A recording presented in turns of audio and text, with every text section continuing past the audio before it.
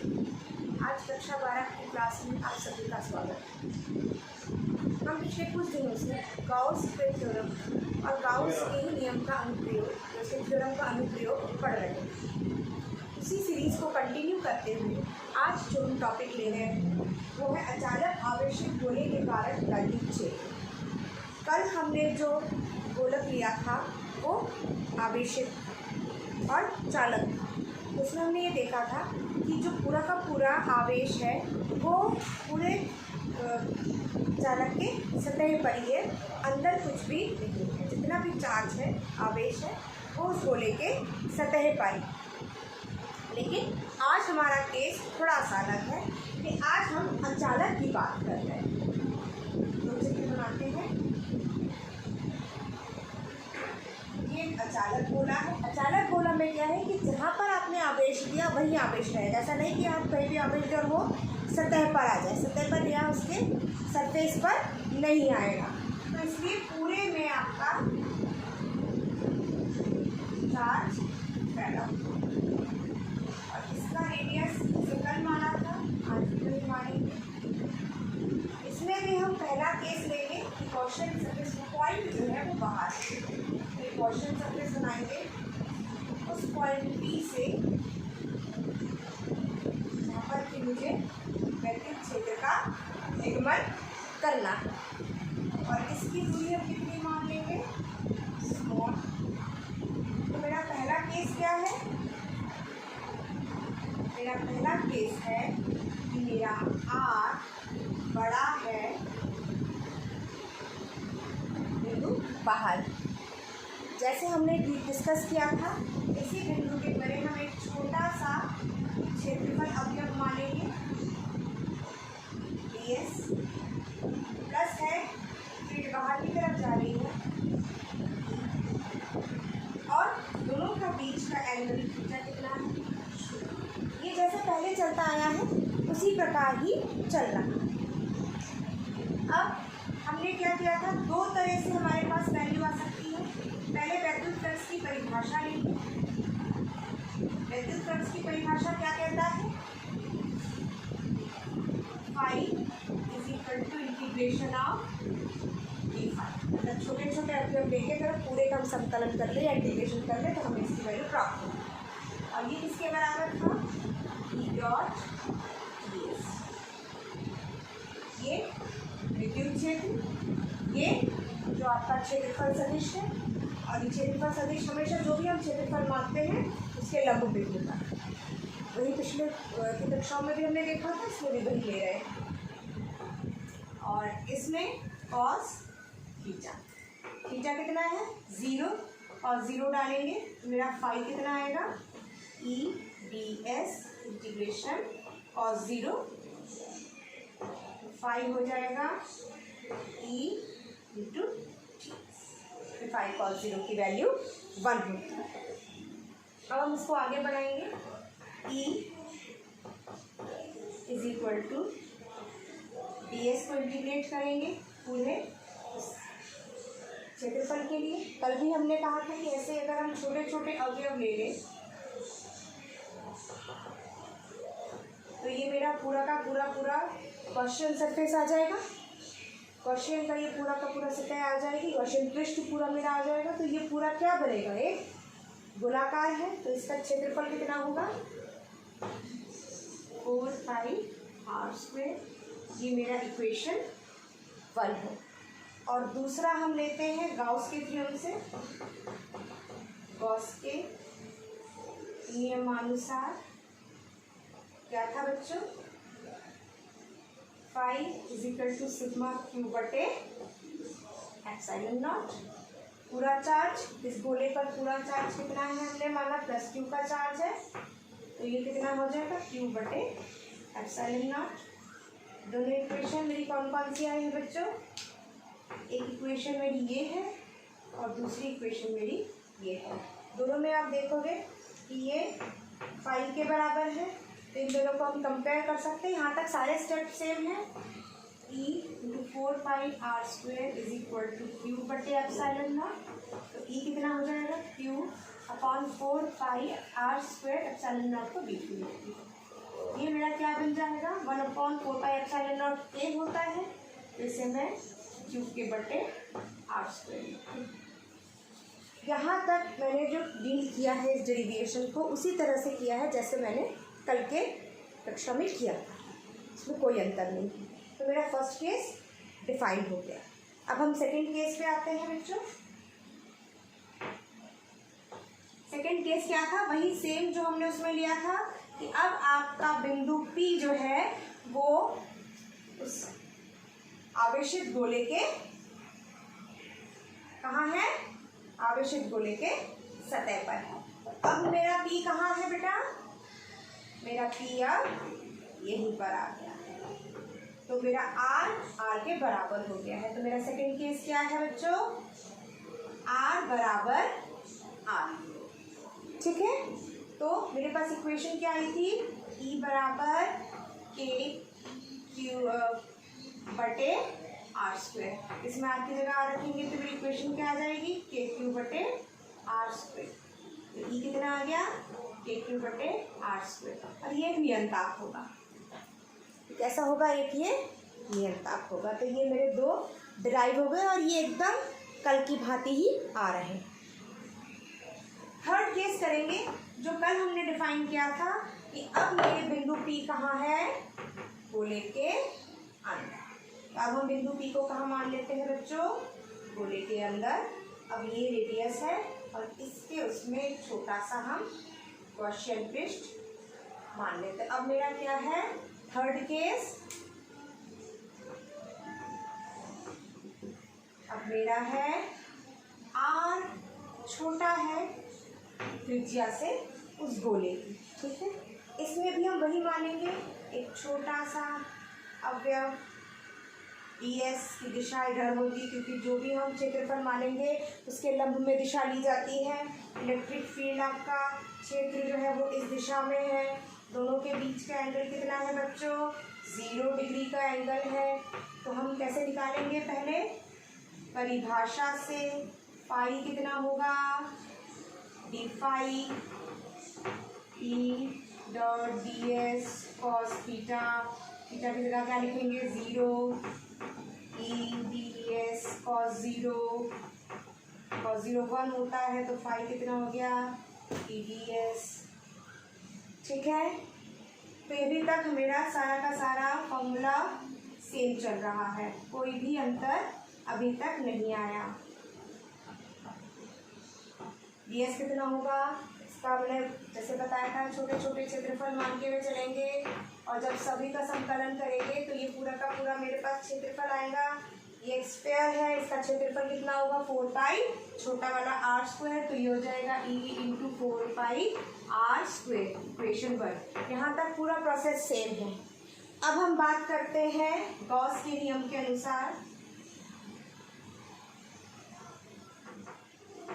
Gauss के नियमानुसार क्या है बच्चों, फाई होता है sigma Q upon epsilon not, ठीक है। अब सिग्मा क्यू क्या है देखिए, क्योंकि उस वाले केस में क्या था कि सारा का सारा आवेश जो था वो सतह पर था, तो इसीलिए हम उसमें निकालते रहे थे कि अंदर तो आवेश है ही नहीं, तो सिग्मा क्यू 0 हो जा रहा था और मेरा आंसर यहीं पर आ रहा था कि अंदर उसके कोई भी विद्युत क्षेत्र नहीं है। लेकिन इसमें चूंकि चार्ज का वितरण पूरे गोले के अंदर है, तो जितना मैंने गोला माना, ये मेरा गोला है बेटा, अब इतना सा ही मेरे पास गोला है, इस गोले में जितना आवेश है वो मुझे निकालना है। तो क्यों ना मैं इसको क्या मान लूँ, क्यू डैश। अब मुझे क्यू डैश निकालना है। क्यू डैश कैसे निकालेंगे देखिए, यूनिटरी मेथड निकालेंगे। यूनिटरी मेथड आपने छोटी कक्षा में किया था, उसमें क्या होता है, जैसे कि 10 पेंसिलों का कॉस्ट, मान लीजिए उदाहरण दे रहे हैं, 10 आप पेन लिए हैं और 10 पेन की कीमत कितनी है 50 रुपये, तो 5 पेंसिलों की या 5 पेनों की कीमत कितनी होगी, कैसे निकालेंगे, पहले हम एक पेन का निकालेंगे, वो कितनी हो जाएगी 50/10, और फिर हम 5 पेन का निकालेंगे, तो क्या निकालेंगे 50/10 मेरा आया है 5 × 5 25 रुपये। ये तरीका हम छोटी कक्षाओं में मैथ्स में काफ़ी बार कर चुके हैं, इसी का इस्तेमाल करेंगे। तो इसमें इसमें क्या लेंगे बच्चों कि पूरे वॉल्यूम, पूरे आयतन में जब पूरा बड़ा आयतन ले रही थी तो 4/3 पाई आयतन का सूत्र होता है गोले का r3। इसमें कितना चार्ज था मेरा q। तो अब अगर मैं एकांक आयतन ले लूं, एकांक आयतन में आवेश मेरा कितना होगा q/4/3 पाई r3। और मुझे चाहिए कितने का बच्चों, ये छोटे वाला गोले, छोटे वाले गोले का त्रिज्या कितनी है, छोटा सा r, तो 4/3 पाई r3 आयतन में आवेश कितना हो जाएगा q/4/3 पाई r क्यूब गुणा 4/3 पाई r3। कितना आपको, ये कट जाएगा, ये कट जाएगा, तो मेरे पास कितना आ जाएगा q डैश की वैल्यू, आवेश आयतन में आवेश, इसको मैंने कितना माना था, इसी को मैंने q डैश माना था, तो q डैश की वैल्यू कितनी आ गई मेरे पास q इंटू r³ बटे r। तो यही वैल्यू मैं कहाँ रखूँगी इस इक्वेशन में, तो q डैश की जगह लिखूँगी q/r³ into r³ epsilon not. अब हमने क्या देखा, जो इक्वेशन आपकी पहली है उसमें फाई बराबर इतना आया, जो इक्वेशन आपकी दूसरी उसमें फाई बराबर इतना आया, दोनों एक बराबर है, दोनों को कंपेयर करेंगे, दोनों को एक समान करेंगे। देखिए प्रोसीजर वही है, परसों से जो मैं इनके अनुप्रयोग करा रही हूँ वो एक ही सीरीज में प्रोसेस चल रहे हैं, ठीक है। तो इन दोनों को हम बराबर करेंगे तो क्या आएगा e इंटू 4 पाई r स्क्वेयर बराबर r³ बटे r³। यहाँ तक ठीक है, यहाँ तक सबका आ गया। अब आप इसमें वैल्यू डालिए बच्चों, तो वैल्यू क्या आएगा e = q into r square, ये पूरा नीचे आएगा 4 पाई r स्क्वेयर इंटू r³, इससे कटा एक r बचा, अंततः मेरे पास e कितना आया q/4 पाई एप्सिलॉन नॉट भी है, ये वाला एप्सिलॉन नॉट, ठीक है, 4 pi epsilon not into r³ into r, ठीक है। इतने को मैं 1/, ये जो है मैं इसको k मान ले रही हूँ, तो e मेरा कितना आया q/r³ इंटू r। अब ध्यान से देखिए, ये q/r³ इंटू r, ठीक है, इसमें ये तीनों चीज़ें एक नियतांक है, क्योंकि जो गोला आपको दिया होगा उसका त्रिज्या भी घटेगी बढ़ेगी नहीं, एक जैसी त्रिज्या, तो ये भी एक नियतांक है, q एक नियतांक है, k एक नियतांक है, मतलब e किस पे निर्भर कर रहा है, सिर्फ r पर, और सीधा निर्भर कर रहा है, ठीक है। अब हम एक समराइज फॉर्म में इसको लिखते हैं ताकि ग्राफ को प्लॉट कर सके।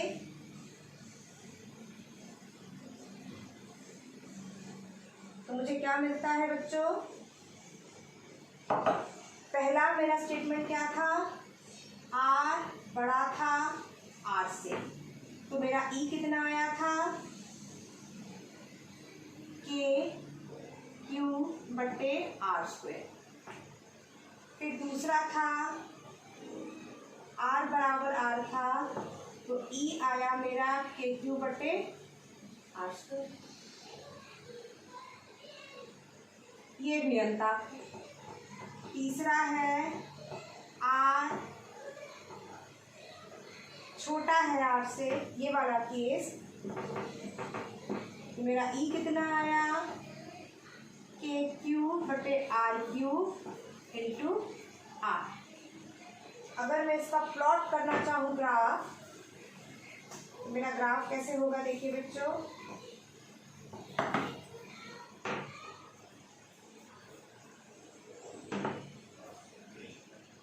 ये मेरा r है, यहाँ पर r 0 है, यहाँ पर r बराबर r है, यहाँ पर r छोटा है r से, यहाँ पर r बड़ा है r से।